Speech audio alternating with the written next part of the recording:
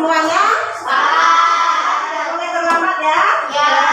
Misalnya, kalau ada yang terlambat, apa kira-kira yang konsekuensi yang harus diterima kalau ada yang terlambat? Tidak boleh mengikuti pelajaran 1 jam. Boleh. Setuju? Setuju. Dia kalau dia terlambat, dia tidak boleh mengikuti pelajaran selama 1 jam pelajaran. Dia boleh masuk pada jam pelajaran berikutnya. Setuju kesepakatan yang pertama? Setuju. Oke. Yang kedua, kira-kira apa lagi yang harus kita buat kesepakatannya? Yuk, apa? Hargai teman. Ya, kita harus saling menghargai. Tidak boleh menghina, apalagi mengejek, apalagi merendahkan, tidak boleh ya. Walaupun suku berbeda, kita harus saling menghargai. Itu kesepakatan yang kedua. Kita harus saling menghargai. Setuju? Setuju. Sepakat? Sepakat. Nah, misalnya terjadi di kelas kita ada yang tidak menghargai teman. Apa kira-kira konsekuensinya? Ya, apa kira-kira? Apa? Disuruh apa? Kalau dia tidak menghargai, kira-kira kita kasih apa? Ayo, kalau ibu usulkan, misalnya dia menghina temannya, terus kita suruh membersihkan kelas kita ini selama seharian tuh dia tanggung jawab. Setuju? Setuju. Ya, sepakat kesepakatan yang kedua ya. Sepakat. Kemudian apa lagi kira-kira yang perlu kita sepakati? Apa? Menjaga kebersihan kelas ya, itu penting sekali. Ya, kelas tidak boleh kotor-kotor, tidak boleh membuang sampah sembarangan. Maka kita harus sama-sama menjaga kebersihan. Nah, misalnya ada yang melanggar, misalnya dia buang sampah sembarangan. Apa kira-kira yang kita sepakati? Apa ya? Menjalankan tiket selama 3 hari. Ya, kita suruh dia pikir selama 3 hari. Setuju? Setuju.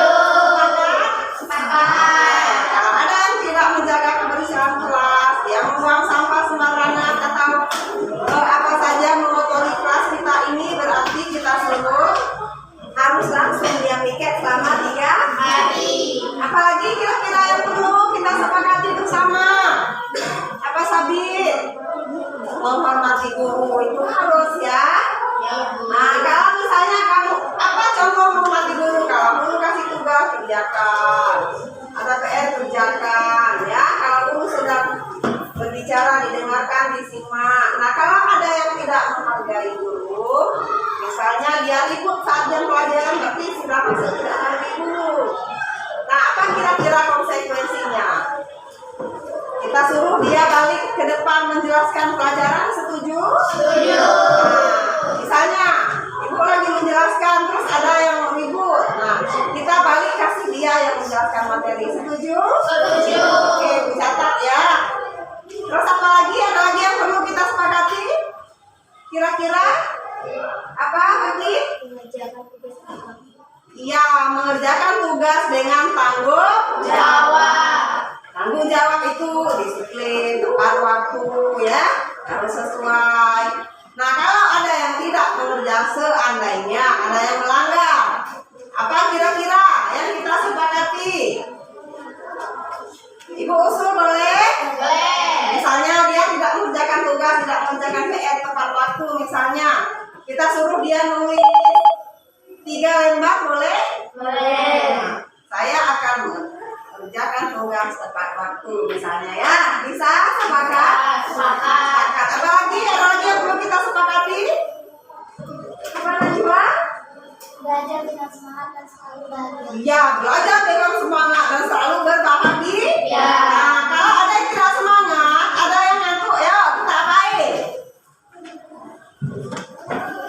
Misalnya saat jam belajar dia ngantuk, tidak semangat. Apa? Jangan dia. Kita suruh dia nyanyi di depan, kamu? Mau. Sepakat? Sepakat.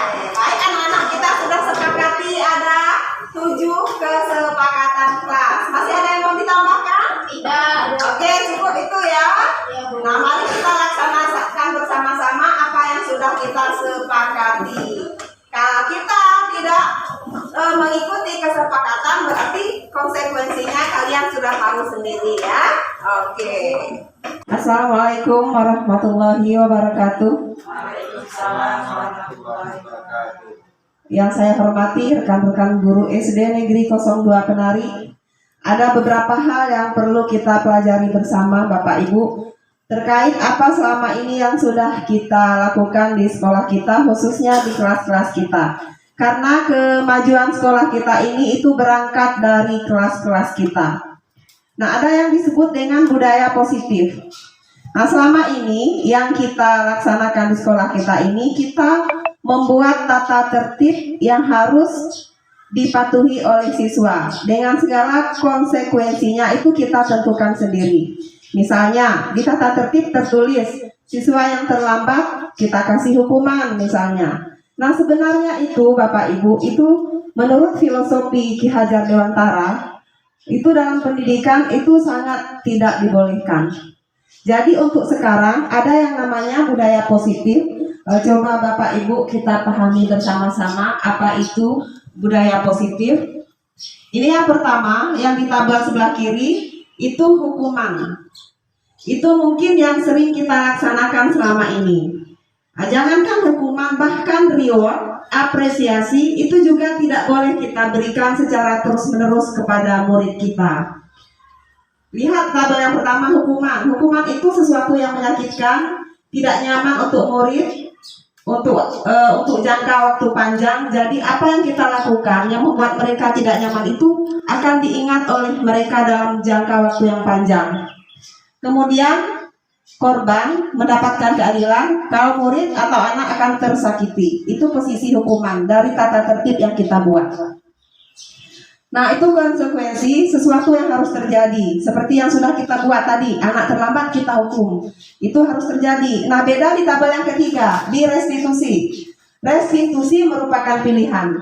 Nah, di sini yang perlu kita rubah, ibu-ibu, dari tata tertib, ada yang disebut dengan ini banyak sekali poin-poin tentang perbedaan hukuman, konsekuensi, dan restitusi. Jadi supaya anak terbudaya dengan hal-hal yang positif, kita perlu merubah bagaimana jalan keluarnya. Kita perlu merubah tata tertib, bukan merubah ya, memperbarui yang biasanya kita sebut dengan tata tertib yang kita bikin sendiri, konsekuensinya harus anak terima.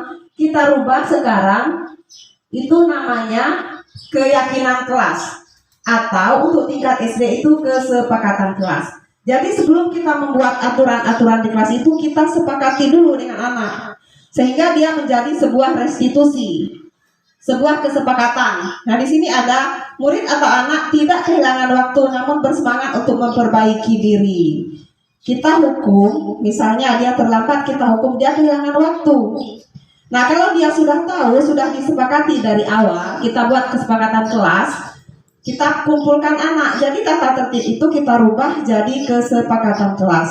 Kita sepakati anak-anak sekarang, kita buat kesepakatan kelas dulu. Ini biasanya dilakukan di awal semester. Nah, misalnya kalau kalian datang terlambat bagaimana? Suruh mereka sendiri yang menentukan apa konsekuensi yang harus mereka terima seandainya mereka terlambat. Nah, dengan seperti itu lebih berkesan dalam pikiran mereka. Kalau mereka terlambat, mereka sudah sadar sendiri, oh ini konsekuensi yang harus saya terima ketika saya terlambat.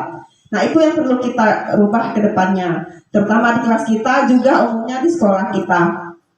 Nah, ini ada contoh yang saya ambil dari blog Guru Penggerak. Contoh keyakinan kelas ya. Yang pertama, bertanggung jawab mengerjakan tugas piket. Nah, kalau kita sepakati ini, anak-anak yang menyepakati ini, konsekuensinya anak-anak sudah tahu. Nah, mereka itu langsung sadar, oh saya salahnya ini, berarti hukumannya ini, yang harus saya terima ini. Nah, jadi seperti itu yang lebih berkesan pada anak-anak. Itu yang perlu kita rubah. Di sini bisa kita bikin nih contoh keyakinan kelas atau kesepakatan kelas. Bersikap jujur, bersikap tenang saat pelajaran berlangsung, bersikap sopan dan menghormati guru, saling tolong-menolong, hidup rukun dengan teman. Nah, kesepakatan ini bebas, tidak ada batasannya, sama seperti kita membuat tata tertib. Nah, untuk ke depan, mungkin mulai sekarang kita rubah semua yang di kelas kita dari tata tertib menjadi kesepakatan kelas. Nah, sampai di sini Bapak Ibu bisa memahaminya antara hukuman, kemudian konsekuensi dengan restitusi. Jadi yang kita pakai itu yang poin 3. Bukan lagi kita menghukum anak, bukan lagi anak harus menerima konsekuensi dari kita, tapi restitusi. Kesepakatan yang sudah kita buat, kemudian anak-anak memahami justru kalau mereka dihukum menerima konsekuensi dari kesepakatan kelas itu, mereka hanya akan mengingatnya dalam jangka waktu yang pendek. Jadi tidak membuat mereka tersakiti. Cukup jelas Bapak Ibu? Nah, mungkin hanya itu yang saya sampaikan pada pertemuan kita kali ini. Lebih dan kurang mohon maaf. Semoga ada manfaatnya untuk sekolah kita. Assalamualaikum warahmatullahi wabarakatuh.